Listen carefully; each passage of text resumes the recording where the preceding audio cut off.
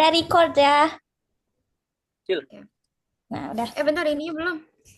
ngajuin gak bakal dikasih tuh. Gue yang ngajuin. Lima. Bentar. Di sini ada nama. Lalu kayak buat dah. Halo semuanya. Tapi nanti aja. Maaf ya karena Gue mulai ya. Ya. iya Gue tugasnya udah kelar, tapi kemarin temen gue lupa Di nge-record, mute jadi dulu, nggak di bisa. mute. Harus ngulang lagi. Ini kedengeran pelan-pelan. Gue mulai ya. Ada yang ngerokok? Nggak ada. Di mute dulu dong.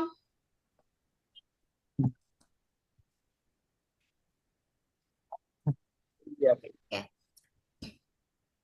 Assalamualaikum warahmatullahi wabarakatuh. Om Swastiastu, Namo Buddhaya, dan salam kebajikan. Selamat malam dan selamat bergabung untuk kita semua yang sudah hadir pada Zoom hari ini. Perkenalkan, nama saya Bella Noviana. Saya akan mendampingi kita semua dalam sesi yang sangat spesial hari ini. Sebuah sesi yang membahas skill yang mungkin tidak pernah kita temukan di pembelajaran kuliah, tapi ternyata menjadi salah satu penentu terbesar dalam perjalanan karir seseorang. Skill itu bernama networking. Mungkin kita sering dengar dunia kerja itu soal siapa yang kamu kenal, bukan cuma apa yang kamu bisa. Tapi sebenarnya seberapa besar kebenarannya dan bagaimana caranya kalau kita masih mahasiswa, belum punya pengalaman kerja, belum punya jabatan, apa kita bisa networking? Nah, untuk menjawab semua pertanyaan itu, hari ini kita punya dua narasumber luar biasa yang sudah meluangkan waktunya untuk hadir bersama kita hari ini. Narasumber pertama kita adalah Kak Aldi Setiawan, seorang yang sudah membuktikan sendiri bagaimana kekuatan sebuah jaringan bisa membawa seseorang ke berbagai pencapaian yang luar biasa. Kak Aldi, apa kabar? halo baik semua. Bentar deh, salah. Nah, Nggak Mohon jelas. maaf. Makanya gue juga keder nih anjing. Ya, Ulang mohon maaf. lagi. Ya, mohon maaf. Nggak Ulang apa-apa. ya. Recordnya nggak apa-apa. Recordnya Ya, terusin aja. recordnya tetap lah. Oke, maaf. Sorry. mau pulang jam berapa ini, Di? Ya udah sih, ya itu kan salah lu pada. Deh. Gue besok harus kesini lagi. Udah, diam. Kata gue mah mending besok malam aja, udah besok malam nge-zoomnya, nggak usah sekarang. Diam. Assalamualaikum warahmatullahi wabarakatuh. Om Swastiastu, Namo Buddhaya, dan salam kebajikan. Selamat malam dan selamat bergabung untuk kita semua yang sudah hadir pada Zoom hari ini. Perkenalkan, nama saya Bella Noviana. Saya akan mendampingi kita semua dalam sesi yang sangat spesial hari ini. Sebuah sesi yang membahas skill yang mungkin tidak pernah kita temukan di pembelajaran kuliah, tapi ternyata menjadi salah satu penentu terbesar dalam perjalanan karir seseorang. Skill itu bernama networking. Mungkin kita sering dengar dunia kerja itu soal siapa yang kamu kenal, bukan cuma apa yang kamu bisa. Tapi sebenarnya seberapa besar kebenarannya dan bagaimana caranya kalau kita masih mahasiswa, belum punya pengalaman kerja, belum punya jabatan, apa kita bisa networking? Nah, untuk menjawab semua pertanyaan itu, hari ini kita punya dua narasumber luar biasa yang sudah meluangkan waktunya untuk hadir bersama kita hari ini. Narasumber pertama kita adalah Kak Aldi, seorang yang sudah membuktikan sendiri bagaimana kekuatan sebuah jaringan bisa membawa seseorang ke berbagai pencapaian yang luar biasa. Kak Aldi, apa kabar? Hai semua. Kabar baik. Senang banget bisa bergabung di sini. Salam. Oke, terima kasih Kak Aldi. Dan narasumber kedua kita adalah Kak Ibnu Ari Prastia, seorang yang punya perspektif segar dan konkret tentang bagaimana networking bekerja di era digital seperti sekarang. Kak Ibnu, apa kabar? Halo semuanya, semoga sharing saya hari ini bisa bermanfaat bagi kita semua. Karena saya juga pernah ada di posisi kalian, bingung mau mulai dari mana. Oke, terima kasih.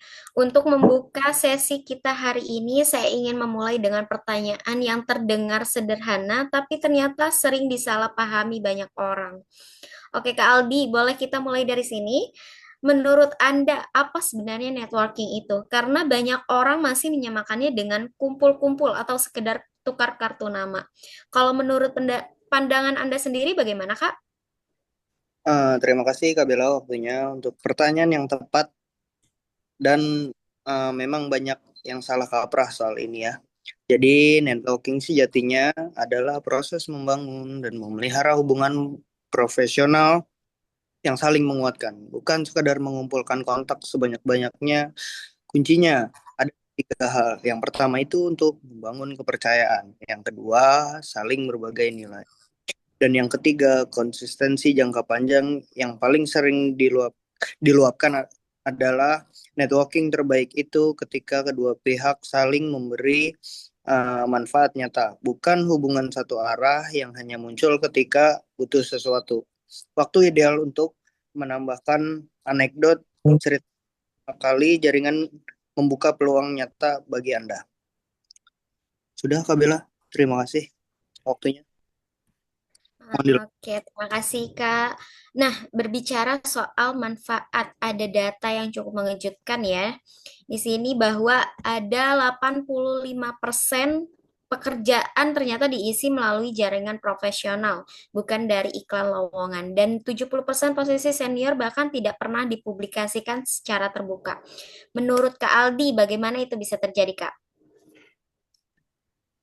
Ya, memang mengejutkan pada pandangan pertama. Tapi kalau kita pikirkan lebih dalam, logikanya sangat masuk akal. Bayangkan Anda seorang manajer yang perlu mengisi posisi penting, apa yang lebih meyakinkan merekrut orang asing dari ratusan pelamar, atau mempertimbangkan seseorang yang sudah direkomendasikan oleh keluarga yang Anda percaya. Referral membawa kepercayaan yang tidak bisa digantikan oleh CV sepanjang apapun. Itulah mengapa seorang yang melamar punya peluang 3 kali lebih besar untuk dipanggil interview dibandingkan pelamar biasa. Terima Oke, luar biasa. Terima kasih Kak Aldi atas penjelasan yang sangat jelas dan membuka wawasan kita. Kita akan kembali kepada Kak Aldi nanti di sesi tanya jawab. Sekarang mari kita dengar perspektif dari Kak Ibnu, terutama soal mitos dan realita networking yang masih banyak beredar di kalangan anak muda dan mahasiswa. Silakan Kak Ibnu. Terima kasih Kak Bella. Saya sangat senang bisa membahas topik ini karena saya sendiri dulu punya banyak miskonsepsi tentang networking dan mungkin banyak di sini juga yang merasakannya. Nah, di sini saya mau menjelaskan tadi 4 mitos besar seputar networking ya. Nah, mitos pertama itu katanya networking itu hanya untuk orang ekstrovert. Nah, ini tuh keliru besar. Justru introvert punya keunggulan tersendiri. Mereka cenderung lebih fokus mendengarkan dan membangun koneksi yang lebih dalam dan bermakna. Kualitas itu lebih penting dari kuantitas. Dan mitos yang kedua, katanya harus punya jabatan tinggi dulu baru bisa networking. Padahal mahasiswa fresh graduate justru bisa dan harus mulai dari sekarang. Koneksi yang dibangun sejak awal justru punya nilai yang jauh lebih kuat karena tumbuh bersama perjalanan karir Anda. Mitos yang ketiga, katanya networking itu sama sama aja dengan minta-minta sesuatu. Nah, ini salah besar. Justru sebaliknya, networking itu networking terbaik dimulai dengan berbagi insight, membantu orang lain, memberikan referensi tanpa imbalan. Nah, ketika kita fokus memberi nilai, kepercayaan akan datang dengan sendirinya. Nah, mitos yang keempat, katanya LinkedIn itu tidak efektif. Nah, ini salah besar. LinkedIn itu justru adalah alat networking nomor satu di dunia, tapi hanya jika digunakan dengan strategi yang tepat, bukan sekedar klik, connect, dan berharap sesuatu terjadi. Mungkin itu, Kak Bella.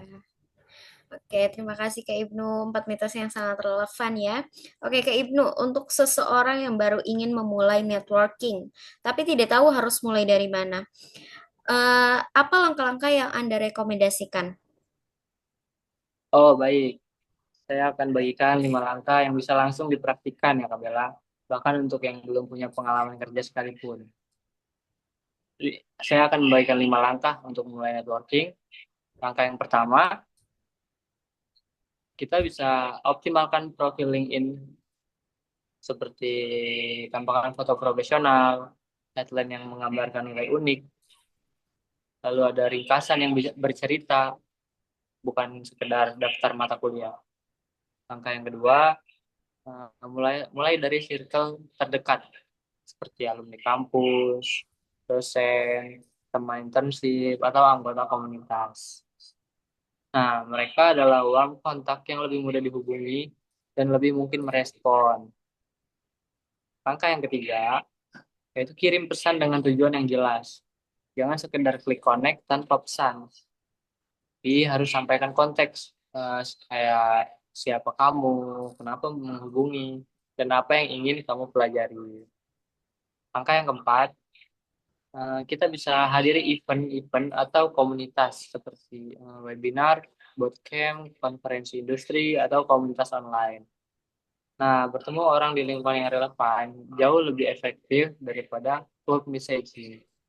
Langkah kelima, langkah yang terakhir nih Kak Bella, yaitu follow up dan jaga kondisi dan jaga koneksi. Maaf, kirim ucapan terima kasih, bagikan artikel menarik atau update perkembangan di kamu nih.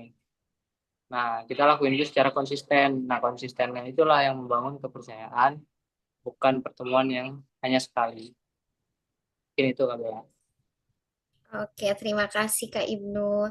Baik, kita sekarang masuk ke sesi yang paling selalu saya tunggu, yaitu sesi tanya jawab. Ini adalah kesempatan emas untuk kalian semua untuk berinteraksi langsung dengan kedua narasumber kita. Saya akan mempersilahkan 3 orang untuk mengajukan pertanyaan. Silahkan gunakan fitur raise hand. Anda bisa menekan tombol raise hand di menu reaction untuk meminta giliran berbicara. Fiturnya di mana?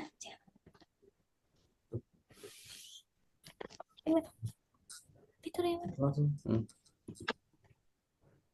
Mana sih? Langsung ngomong Ada ya. yang ingin bertanya?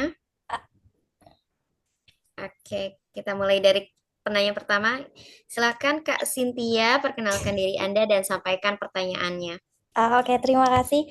Perkenalkan, nama saya Cynthia, mahasiswa tingkat akhir. Izin bertanya teman-teman, jika seseorang introvert dan merasa canggung memulai percakapan dengan orang baru, bagaimana sih tips konkret untuk menjadi percakapan saat networking event?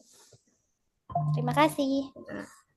Wah, pertanyaan yang sangat relate ya. Saya yakin banyak dari kita merasakan hal yang sama. Oke, Kak Ibnu, karena tadi ada membahas soal introvert. Boleh Anda jawab dulu? Oke, baik Kak Bella. Justru ini topik yang saya suka bahas. Kunci memulai percakapan adalah punya template sederhana yang bisa kamu adaptasi sesuai situasi. Mulai dengan perkenalan ringkas seperti, halo, nama saya Aldi, gitu, dari kampus Universitas Pamulang, lalu berikan konteks kenapa kamu tertarik ngobrol. Saya kamu, ulang dong. Apa sih? Lu Kagak bisa. Gua cut aja kali ya. Iya, tadi cut ya, Kak. Rumah Ibnu. Aldi itu berarti. Tolong ya, Kak ya. Tadi cut aja, Kak. Ya, nanti aku cut. Ini lu. Bukan yang satunya. Oh, belum ya? Belum ini yang kedua. Nah, Gimana sih? Itu kan udah ada naskahnya, udah diwarnain loh. soalnya Iya, disobek-sobek sama kita. Ya Allah. Kita bingung. Ya udah ulang. Apa ulang? Ulang dari awal? Enggak, ulang dia jawab pertanyaan Dari aku. dari Cynthia nanya aja. Oke, dari Kamu. Cynthia nanya ya. Aku nanya lagi. Ya. Sialan. Mau? Oh, ini tambahan gue ya. Oke, gue mulai ya. Gue ulang ya. Cepetan nih, waktunya kita terbatas. 8 menit lagi selesai. Ayo, 1, 2, 3. Jawab Gue dulu. ya, gue ulang ya. Gue ulang ya. Enggak. Ibnu aja langsung jawab, nanti aku cuttingnya dari yang Ibnu jawab. Bella ngomong itu deh. Yang pertanyaan yang sangat relatable gitu. Dari situ. Oke, ntar dulu. Bentar gue mau ketawa. Aldi. Weh, gua dulu aja nih nanya nih gua. Biar Oke, gak 1, repot, yuk. 2, Gue dulu, gue dulu. 3. Diam. Wah, Lu sih. Oke. Wah, pertanyaan yang sangat relate. Saya yakin banyak dari kita merasakan hal yang sama. Oke, ke Ibnu. Karena tadi ada membahas soal introvert. Boleh Anda jawab dulu? Oke, baik, Kak Bella. Justru ini topik yang saya suka bahas. Kunci memulai percakapan adalah punya template sederhana yang bisa kamu adaptasi sesuai situasi. Mulai dengan perkenalan ringkas, seperti, halo, nama saya Ibnu dari kampus Universitas Pamulang. Lalu berikan konteks kenapa kamu tertarik ngobrol, misalnya seperti kamu melihat postingan mereka atau tahu bidang kerja mereka relevan dengan minat kamu.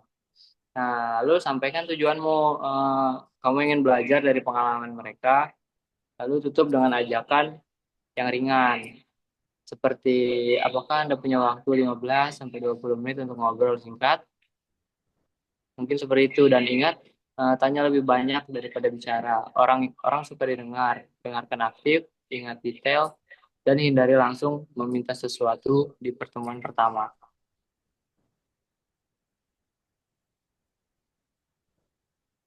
Mungkin Kak Aldi ada yang ditambahkan? Ya, boleh. Kak Aldi, ada yang mau ditambahkan?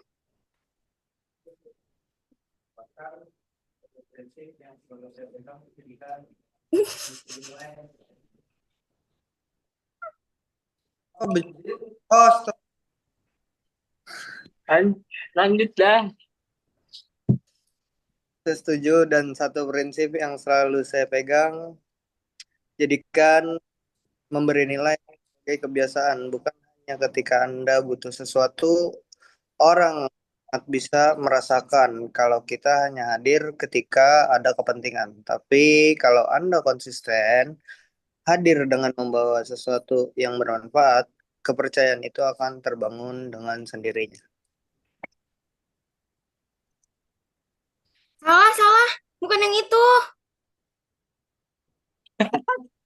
Bukan yang itu. Dan Bukan yang itu. Aldi. itu kan udah Saya ingin menambahkan ditandain. Yang biru tapi siapa, apakah yang kuning siapa? Iya, Ya, soalnya saya kita ingin di ini, menambahkan satu hal. Sin, Jangan kita lupa dirobek, kita follow dirobek. up dalam 24 jam setelah. Wah, Ini gue Berarti banyak ulang dari ngekat deh. Nanti gue edit deh. ya udah tanya lagi, saya jawab. Oh, gue jawab lagi. Berarti ulang dari sini, Bel. Coba bilang lagi Luti yang mana dah? pertanyaan yang sangat relatable. Astagfirullahaladzim, ulang. Ya, biar tadi kan Aldi juga nge-like tuh buat nambahinnya. Oke, yaudah. Cepetan ya. Makanan gue jangan dihabisin. Ya, cepetan ya. Oke. Wah, pertanyaan sangat ya. Bentar, dulu.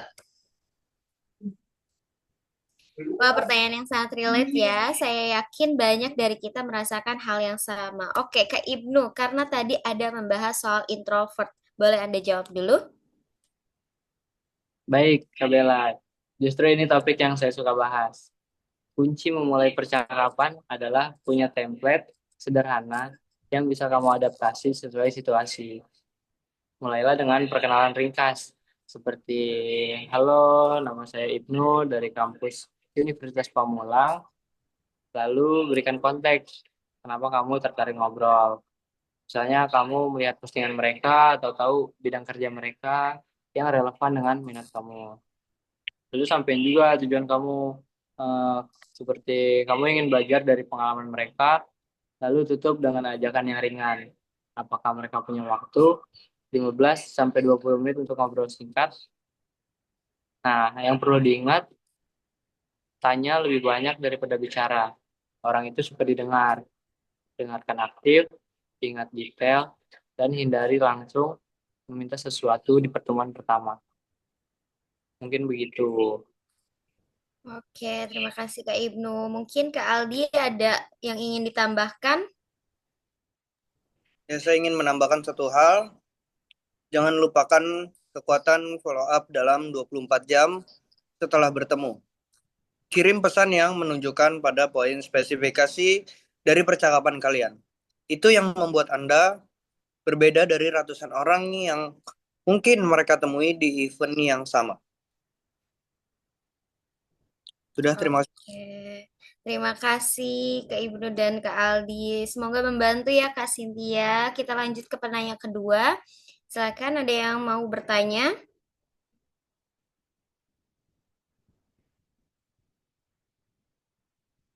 Mungkin Kak Nurlaihan, silakan Kak. Ya, perkenalkan nama saya Nur Laihan. Izin bertanya, eh, fresh fresh graduate saya sudah coba aktif di LinkedIn, tapi tidak tahu konten apa yang saya harus posting agar diperhatikan oleh para profesional. Apakah ada tipsnya untuk pertanyaan saya, Kak? Terima kasih. Oh, maksudnya kakaknya itu fresh graduate ya, Kak? Oke, Iya, Kak. pakaian yang relevan di era digital ini. Kak Aldi, ini lebih ke strategi online networking. Bagaimana menurut Anda?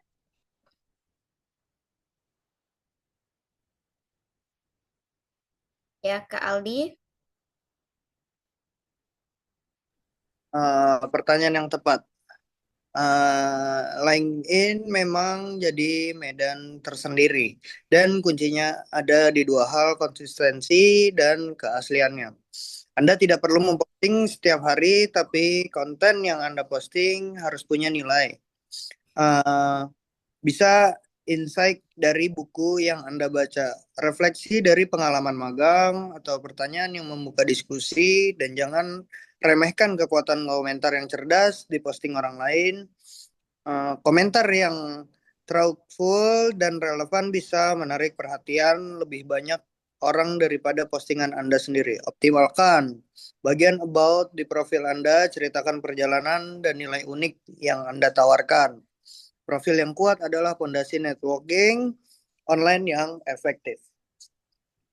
Cukup, Kabin? Oke,